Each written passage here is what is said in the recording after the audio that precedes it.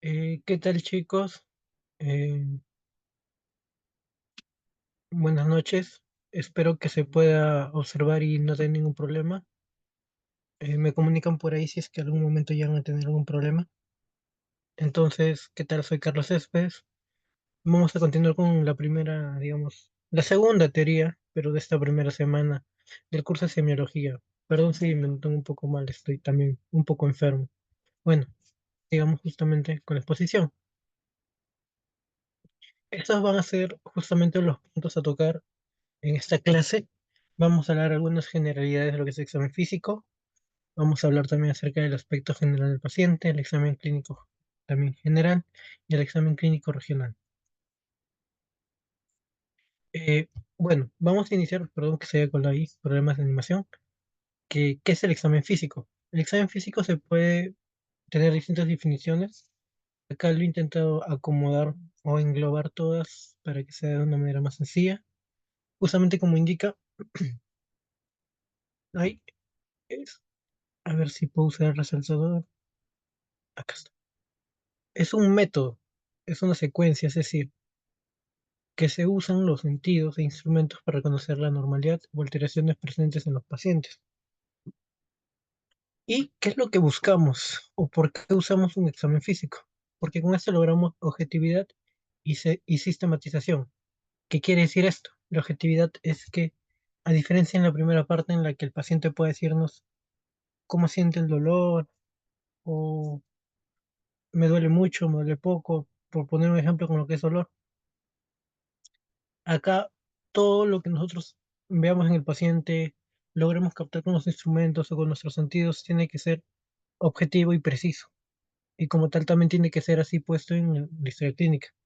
Y sistematización porque muchas veces el examen físico tiende a ser una secuencia y puntos que mentalmente tenemos que ir como que entendiendo o recordando para ir marcándolos con un pequeño check en general, ¿no? A ver, chicos, pero voy a apagar mi cámara porque tengo ciertos problemas. Pero a ver, continuamos. Luego, ¿cuáles son las partes generales de una historia clínica? Imagino que en la anterior clase Gustavo de alguna manera lo explicó, pero acá yo los he vuelto a colocar de manera general.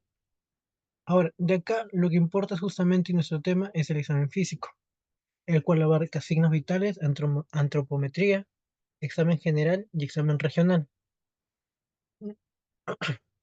Los que están resaltados en rojo son los que voy a realizar o voy a explicar en esta clase, porque existe una clase aparte de signos vitales. Ahora, el método general para realizar un examen físico consta de cuatro partes. Como indica ahí, tener en cuenta, esta secuencia puede verse alterada en algunos casos de aparatos o sistemas, o en ciertos casos pueden no tener todos. Pero de manera general tenemos la inspección, la palpación, la percusión y la auscultación.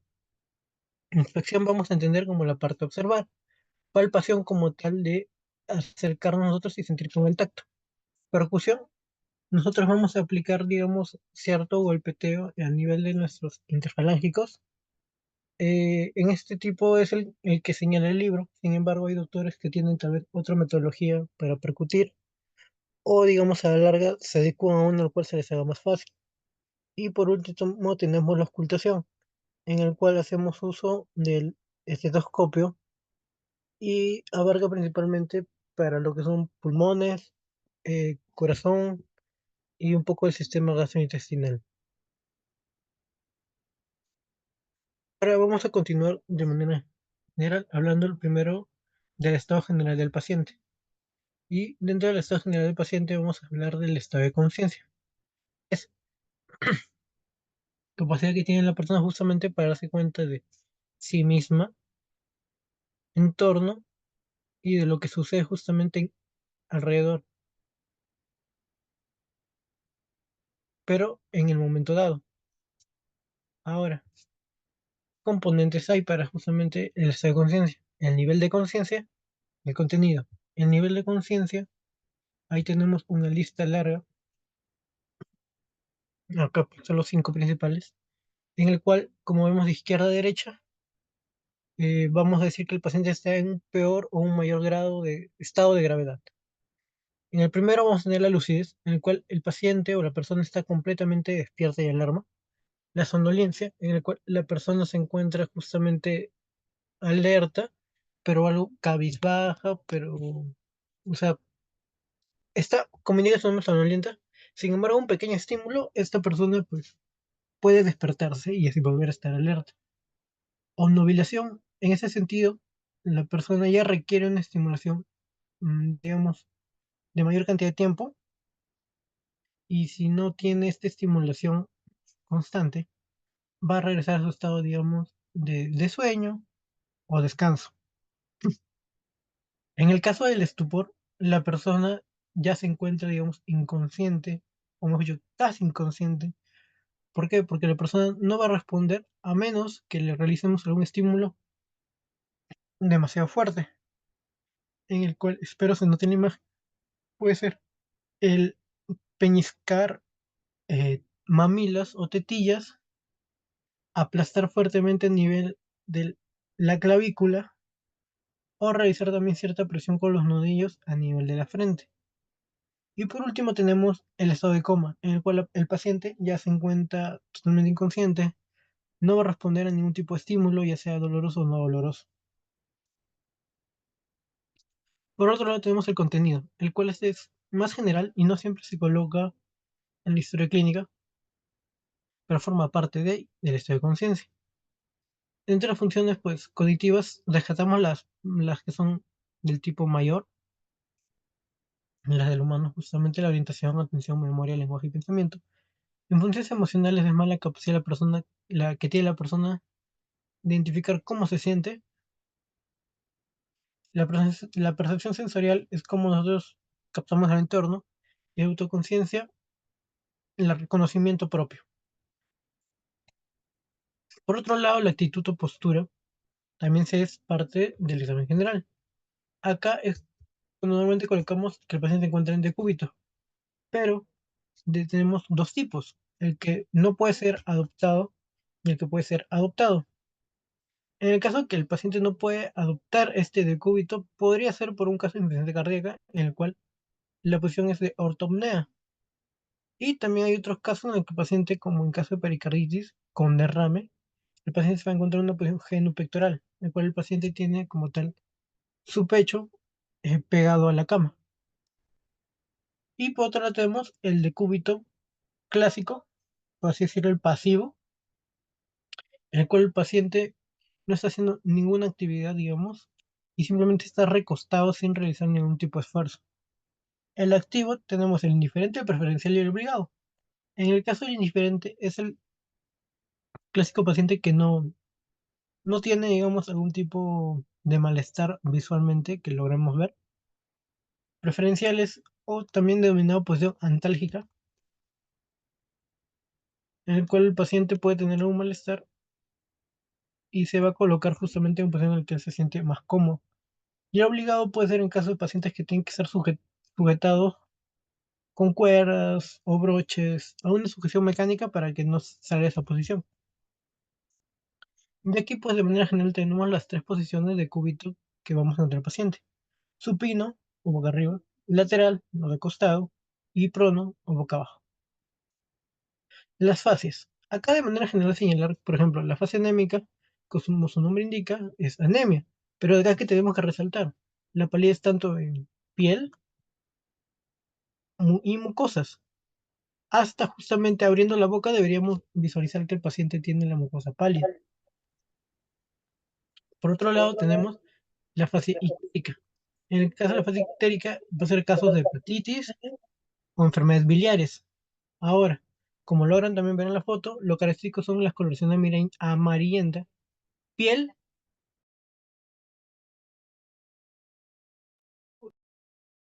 en piel y mucosas. Acá también justamente lo van a poder ver acá en los ojos, en la parte justamente a veces de la boca como principales zonas. Luego tienen la fase en heliotropo. Acá espero que se logre visualizar un poco, es la imagen más cercana que logro visualizar, en la que lo característico va a ser que justamente en la región de los ojos, las órbitas, en los párpados, perdón, superiores e inferiores, van a notar que está más azul violáceo. La fase lúpica, característica de la enfermedad del lupus, vamos a encontrar este eritema malaria en esta zona y respeta mucho este surco nasogeniano.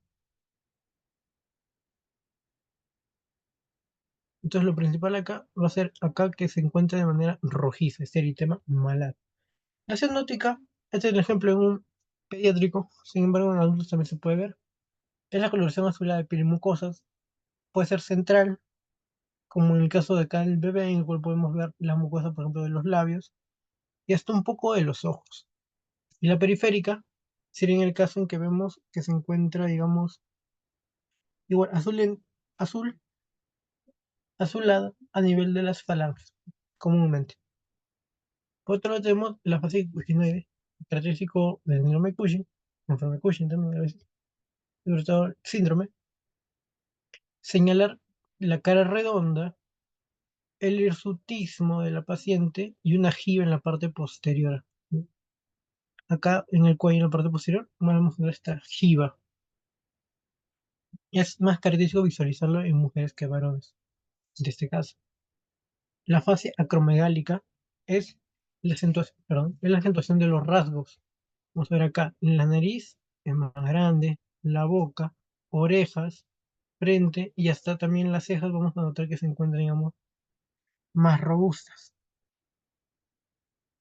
La hipocrática es, digamos, una fase característica de pacientes que se encuentran en algún tipo de estado terminal muchas veces o en desnutrición, en el cual lo característico va a ser estas mejillas hundidas,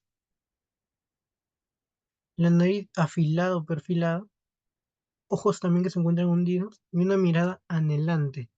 Así se le dice. Ya cuando roten o hayan roto en el hospital van a poder recordarlo. Son pacientes que a veces miran, entre comillas, a la nada, como anhelando algo. Por otro lado tenemos la fase álgica. Esta va a ser en pacientes que sufren mucho dolor de algún tipo de traumatismo posiblemente. Acá tenemos las cejas contraídas o retraídas, labios también cierto retraimiento, la nariz dilatada por el dolor que está soportando o no puede soportar. Y no hay una simetría en la expresión justamente por el dolor. Es ardónica, más que nada en casos de tétano, lo que caracteriza justamente son los rasgos faciales, estas comisuras que ven acá, que digamos lo pueden recordar también como sonrisa de payaso, algunos le llaman, muy fuerte, justamente, que están dirigidas hacia afuera, muchas veces mostrando los dientes.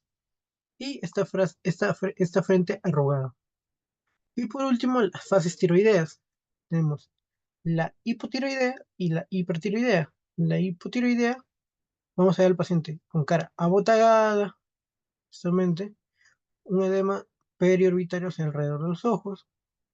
La lengua va a ser un poco agrandada, por ello en la dimensión macroglossia, y un cierto empastamiento de párpados inferiores, es decir, esto de acá abajito. O ojeras también muchas veces le dicen. En cambio, en la hipertiroidea vamos a encontrar la mirada fija, a veces casos de exoftalmia, el rostro va a ser delegado, a diferencia de el hipotiroidismo, la piel fina y va a ser sudorosa, también muy característico del hipertiroidismo. Ah, perdón, nuevamente por...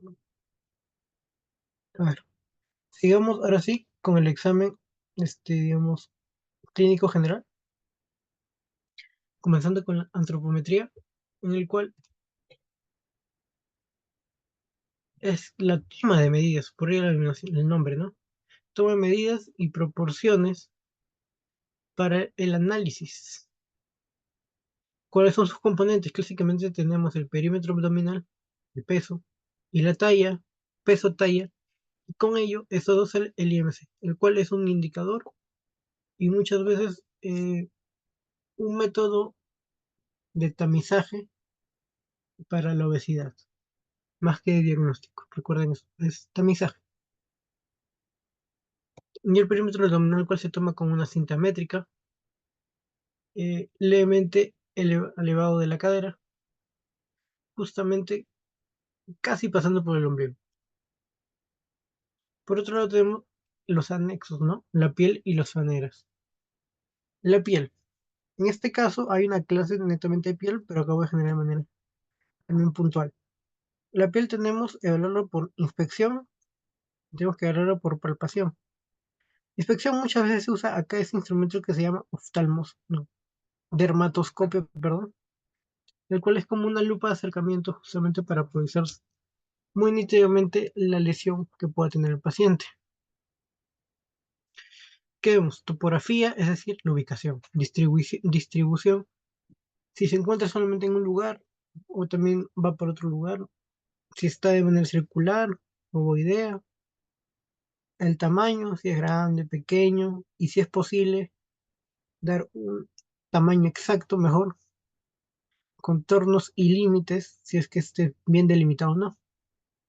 El color puede ser oscuro, puede ser claro, puede ser rojizo, negro, etc. Y la forma es ovoidea, si es rectangular o si tiene alguna otra característica de forma. Y por otro lado, la palpación, el cual evaluar si el paciente esa lesión se está escamando o la consistencia si es blanda o dura. Por otro lado, tenemos el pelo. En el pelo vamos a hablar también por inspección y por palpación. Inspección, evaluar si hay una ausencia o abundancia. A la ausencia normalmente lo vemos como alopecia. Y por otro lado tenemos la abundancia, la cual de manera general no tiene, pero en caso de que la paciente sea femenina y tiene una abundancia de pelos justamente en la región de la barbilla y superior a los labios, probablemente veamos hirsutismo. Por otro lado, la palpación es para hablar la fragilidad, es decir, si el paciente se le cae con facilidad el cabello o no. Tenemos las uñas, la cual también lo voy a hacer explicar en otra clase, pero las uñas principalmente vamos a hablar por medio de la inspección, es decir, visualizar. La configuración tenemos algunos casos como la anonyquia, la cual es no tener uñas, onicoatrofia, la cual es la uña por alguna razón deja de crecer, la acropaquia, también denominado plumbing, dedo hipocrático o empalillo de tambor, es característico de enfermedades respiratorias crónicas. En el caso de variaciones de la superficie tenemos la onicorexis, el cual es la destrucción de la uña y el lecho unguial. El pitting, el cual es característico a veces de la artritis reumatoide y la psoriasis, sobre todo, es en el caso en que vemos puntos o lesiones de tipo puntiforme a nivel de las uñas. Tenemos el color, el cual clásicamente vemos la leuconiquia, el cual es estas rayas medio blanquecinas que tenemos en los dedos, en las uñas, y la melanoniquia, las cuales son lesiones o rayas, pero de un color oscuro. Ahora, acerca del tejido celular subcutáneo, vamos a hablar primero. El edema, el cual de manera general vamos a denominar como la expansión del espacio intersticial a expensas del volumen intravascular. Esto ocurre también a veces por una diferencia entre la presión oncótica y la presión hidrostática del organismo, justamente. Pero de acá es tema de nefro regularmente. En la inspección, ¿qué tenemos que visualizar? O podemos comparar un miembro con el otro si es que tenemos una duda. Podemos ver si tiene algún tipo de coloración y en qué justamente, qué parte del cuerpo está comprometiendo. Perdido, chico.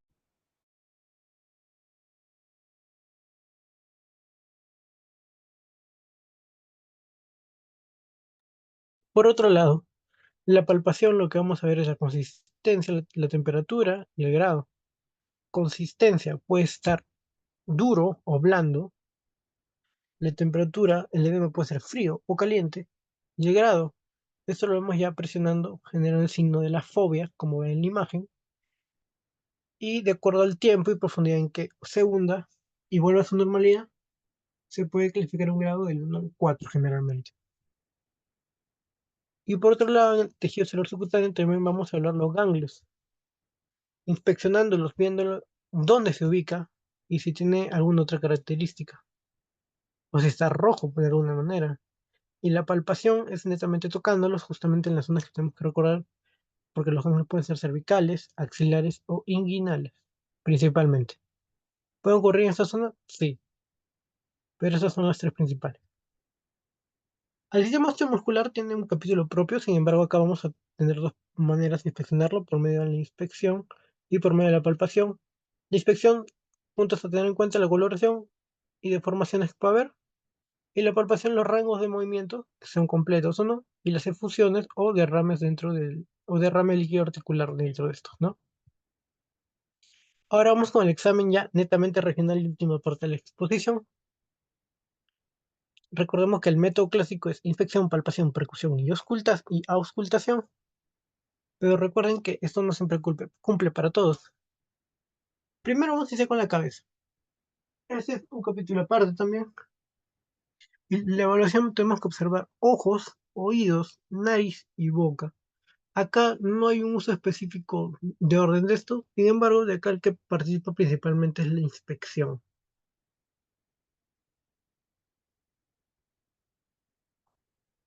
Luego tenemos el cuello, el cual principalmente evaluamos por medio de la palpación, que evaluamos ganglios y tiroides. Justamente esta zona de acá.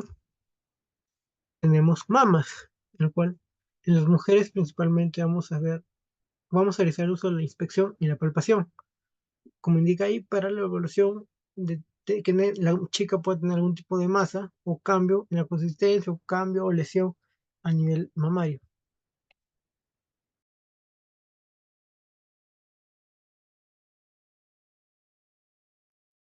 Ahora, en tórax y pulmones tenemos una de las maneras regulares, el cual destaca la secuencia regular, inspección, palpación, percusión, auscultación. Vamos a evaluar también la amplexación, el cual es qué tanto justamente se distienden los pulmones, representándolo con tu caja torácica, y los murmullos vesiculares, en el cual vamos a usar el estetoscopio para escuchar justamente los sonidos del aire pasando hacia los pulmones. Revascular. Este es un particular porque acá no vemos que haya percusión.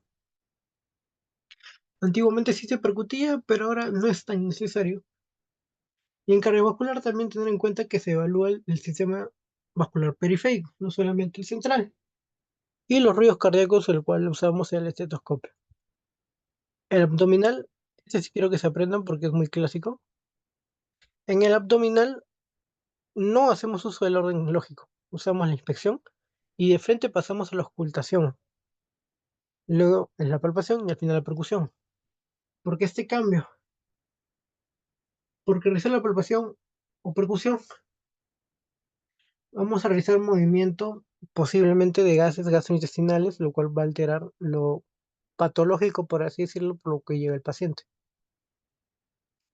Genitourinario, vamos a hablarlo por el medio clásico, y señalar que no solamente vamos a hablar la parte renal con puño percusión, puntos renoliterales, o hasta escuchar si existe algún soplo renal, sino que también se tiene que hablar genitales, visualizar pene, vagina, de ser necesario realizar algún tipo de tacto, ¿no? Y por último, el nervioso, el sistema nervioso, el cual es amplio y tampoco cumple con un orden, sino que, como ven ahí, tiene cada uno una evaluación en particular. ¿Un momento?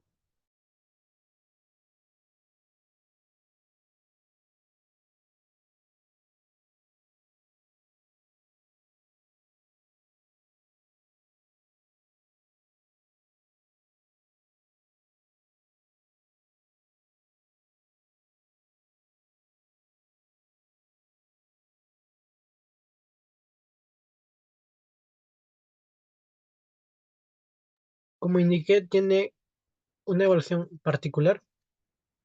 Acá está, de los más usados, los cuales tienen que recordar son Glasgow, pares craneales, fuerza, reflejos y signos meningios como los principales, diría yo. Y por último, ya para acabar, Este es un pequeño caso clínico. Si lo pudieran leer, por favor, y responder la pregunta de abajo, me ayudarían mucho. Y con ello acabaríamos, chicos. Así que, por favor, opiniones respecto a este caso clínico, por favor. Espero respuestas.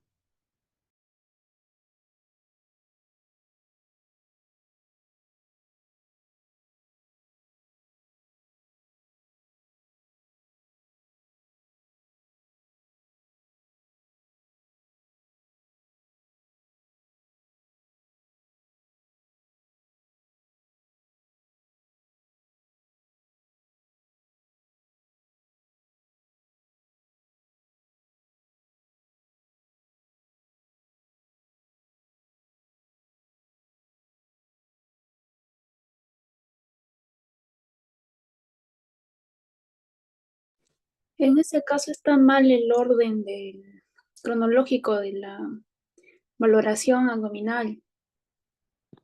Ya. A ver, coméntame un poco más que has notado. Bueno, lo común es que primero se realice la inspección, ¿no? En ese caso sí está bien, pero después lo normal es que siga la ocultación y ahí no es así.